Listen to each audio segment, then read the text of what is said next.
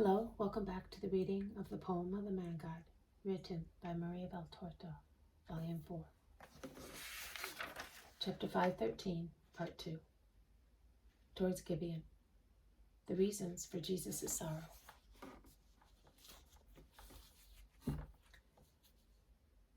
It is so simple. It is always in front of you. It resounds in our books, in the great figures of our history. Come on, look for it. In all your definitions there is some truth, but the first reason is missing. Do not look for it in the present times, but in the most remote past. Beyond the prophets, beyond the patriarchs, beyond the creation of the universe. The apostles are pensive, but they do not find it. Jesus smiles and then says, "And yet, if you remembered my words, you would find the reason. But you cannot remember everything as yet. But one day you will remember. Listen, let us go back up the course of ages together, farther back than the limits of time. You know who spoiled the spirit of man. It was Satan, the snake, the antagonist, the enemy, the hatred. Call him what you like. But why did he spoil man? Because he was eaten up with envy. He saw man destined to heaven, from which he had been driven out. He wanted for man the exile that he had received. Why had he been driven out? Because he rebelled against God. You know that. But in what? In obedience. Disobedience is at the origin of sorrow. Then, is it not also necessarily logical that to restore order, which is always a joy, there should be a perfect obedience? It is difficult to obey, particularly in grave matters. What is difficult causes sorrow to those who accomplish it. Consider therefore whether I, who was asked by the love, whether I would take back joy to the children of God, should not suffer infinitely to obey the thought of God. I must therefore suffer to win, to cancel not one or 1,000 sins, but the very preeminent sin, that in the angelical spirit of Lucifer, or in that animating Adam, was and will always be, until the last man, a sin of disobedience to God. Your obedience, men, is to be limited to the little. It seems so much to you, but it is so little that God asks of you. In his justice, he only asks of you what you can give. Of the will of God, you know only what you can understand. But I know all his thought concerning great and small events. No limit has been imposed to me concerning knowledge and execution. The loving sacrificer, the divine Abraham, does not spare the victim and his son. It is the unsatisfied and offended love that demands reparation and offerings. And if I should live for thousands of years, it would be of no avail if I did not consume man to his last fiber, as nothing would have happened if ab eterno I had not said yes to my Father, preparing to obey as God, Son, and as man, whom the Father had then found just. Obedience is sorrow and glory. Obedience, like the Spirit, never dies. I solemnly tell you that those who are truly obedient will become like gods, after a continuous struggle against themselves, the world, Satan. Obedience is light. The more one is obedient, the more one is luminous and sees. Obedience is patient, and the more one is obedient, the more one bears things and people. Obedience is humble, and the more one is obedient, the more one is humble with his neighbor. Obedience is charitable, because it is an act of love, and the more one is obedient, the more numerous and perfect are the acts. Obedience is heroic, and the hero of the Spirit is the saint. the citizen of heaven, the deified man. If charity is the virtue in which one finds God, one and trine, obedience is the virtue in which one finds me, your master. Ensure that the world knows you as my disciples, through absolute obedience to everything that is holy. Call Judas. I have something to tell him as well. Judas arrives.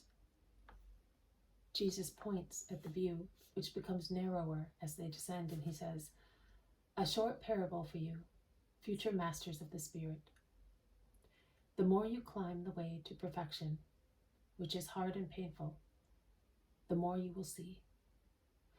Before we could see two plains, the Philistine and the Sharon plains, with many villages, fields, and orchards, and even a remote blue expanse, that is the great sea, and the green Carmel over there at the end. Now we can see only little. The panorama has narrowed, and will narrow even more until it will disappear at the bottom of the valley. The same happens to those who descend spiritually instead of ascending. One's virtue and wisdom become more and more limited, and one's judgment narrower and narrower until it vanishes completely. A master of the Spirit is then dead to his mission. He can no longer discern or guide. He is a corpse and can corrupt as he is corrupt. At times it is alluring to descend. It is almost always tempting, because at the bottom there are sensual satisfactions. We also are going down to the valley to find rest and food. But if that is necessary to our bodies, it is not necessary to satisfy sensual lust and spiritual laziness by descending into the valleys of moral and spiritual sensualism. You are allowed to reach one valley only, the valley of humility, because God himself descends into it to abduct humble spirits and raise them to himself. He who humbles himself will be exalted. Any other valley is lethal, because it removes one from heaven. Is that why you sent for me, Master? Yes, for that. You had a long conversation with those who were questioning you. Yes, but it is not worth it. They are more dull-minded than mules. And I wanted to leave a thought where everything has vanished, that you may nourish your spirit. Judas looks at him with a perplexed countenance. He does not know whether he is being rewarded or reproached. The others, who are unaware of Judas's conversation with the followers, do not realize that Jesus is reproaching Judas for his pride. And Judas wisely prefers to change the subject, and he asks, "Master, what do you think? Those Romans and the man from Petra, will they ever be able to accept your doctrine, since they have had such a limited contact with you? And that Alexander, he has gone away. We shall never see him again. And these people too. One might say that they instinctively search for the truth, but they are up to their necks in heathenism. Will they ever succeed in doing anything good?" "You mean in finding the truth?" "Yes, Master. Why should they not succeed?" "Because they are sinners." "Are they the only sinners? Are there none among us?" "There are many, I agree. That is exactly why I say that if we, who have been nourished for ages with wisdom and truth, are sinners, and we are not successful in becoming just, and followers of the truth that you represent, how will they be able to do it, sated with filth as they are?" Every man can succeed in reaching and possessing the truth. That is God, wherever he may start from to reach it. When there is no mental pride and fleshly perversion, but sincere research for the truth and light, purity of intent and yearning for God, a creature is surely on the way to God. Mental pride, fleshly perversion, Master, then continue with your thought, which is a good one. Judas hesitates. Then he says, then they cannot reach God because they are perverted. That is not what you wanted to say, Judas. Why have you gagged your thought and your conscience?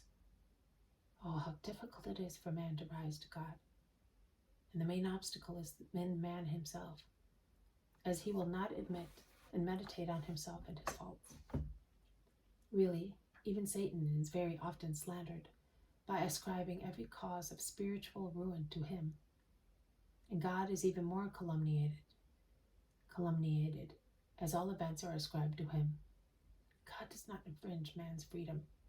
Satan cannot prevail over a will firm and good. I solemnly tell you that 70 times out of 100 man sins of his own will, and one does not consider it, but it is so. And he does not rise from sin because he avoids examining his own conscience. And even if his conscience, with unexpected motion, reacts in him and shouts the truth on which he did not want to meditate, man stifles that cry. He destroys the figure which appears severe and sorrowful to his intellect. He twists with an effort his thoughts, his thought influenced by the accusing voice, and he refuses to say, for instance, then I cannot reach the truth because our minds are proud and our flesh corrupt. Yes, truly, we do not proceed towards the ways of God because among us there is pride of minds and corruption of the flesh. A pride which really vies with the satanic one, so much so that God's actions are judged and hampered when they are contrary to the interests of men and parties. And because of that sin, many Israelites will be damned forever. But we are not all like that. No, there are still good spirits in every class of people. They are more numerous among the humble people than among the learned and rich, but they exist. But how many are they? How many with regard to this Palestinian people, whom I have been evangelizing and assisting for almost 3 years, and for whom I am wasting away? There are more stars shining in a cloudy night than spirits in Israel willing to come to my kingdom. And the Gentiles, those Gentiles, will they come? Not all of them, but many. Not even all my disciples will persevere until the end. But do not let us worry about the fruit that fall from the tree because they are rotten. Let us try as much as possible, through kindness and firmness, through reproaches and forgiveness, through patience and love, to prevent them from becoming rotten. Then when they say no to God and to their brothers who want to save them, and they throw themselves into the arms of death, of Satan, dying unrepentant, let us lower our heads and offer God our sorrow for not making him happy with that soul by saving it. Every master meets with such defeats, and they are useful too. They humble the pride of the master of souls and test his constancy in his ministry. A defeat must not weary the will of the teacher of spirits. On the contrary, it must spur him to do better and better in future. Why did you tell the decurion that you will see him on a mountain? How do you know? Jesus looks at Judas, a long, strange look in which sadness mingles with a smile, and he says, because he is one of the people who will be present at my Assumption, and he will tell the great doctor of Israel a severe word of truth. And from that moment he will begin his safe journey towards the light. But here we are at Gibeon. Let Peter go with other seven to announce me. I will speak at once in order to dismiss those who have followed me from the nearby villages. The others will stay with me until after the Sabbath. You, Judas, stay with Matthew, Simon, and Bartholomew. I did not recognize in the decurion any of the soldiers who were present at the crucifixion, but I must say that, engaged as I was in watching my Jesus, I did not pay much attention to them. As far as I was concerned, it was a group of soldiers on duty, nothing else. Further, when I could have watched them more carefully, because everything was accomplished, there was such a faint light that only well-known faces could be recognized. but taking into account Jesus' words, I think that it was the soldier who said some words to Gamaliel, words that I do not remember and that I cannot check because I am all alone in the house and I cannot get anybody to give me the notebook of the Passion.